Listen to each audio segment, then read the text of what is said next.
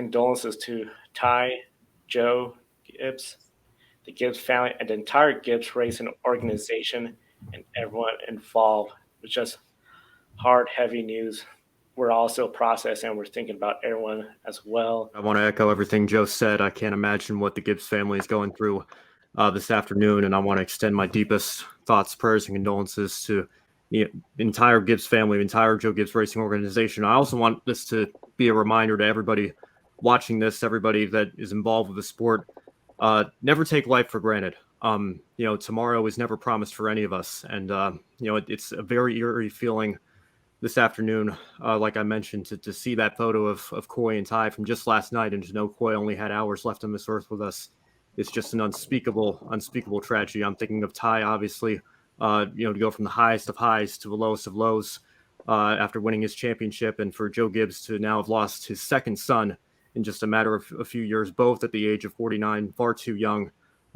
Again, I can't say anything that hasn't already been said or that will bring Coy back or anything like that, but I do just want to give my deepest condolences to the entire family. It's very difficult to process the information. Yeah, and for me, I'd also like to touch on what Joe and Ben said. I'm not going to say a lot, though, but I want to send my condolences to the Gibbs family, too. I was telling everyone backstage, I was down in Charlotte and Huntersville, North Carolina, down from Rome, New York, I should say, over the summer, and I had the pleasure of meeting Coach Joe Gibbs and people around the area. He came out from doing an interview, honestly, an awe moment. But I was talking to the gift shop lady who was very close friends with Ty Gibbs, and Mr. Coy Gibbs actually was a carpooled for them going to school and stuff like that. And just to hear her talk about like JD as well as Coy, it's a very unfortunate circumstance. I feel like we're all a little eerie feeling today, just very upsetting.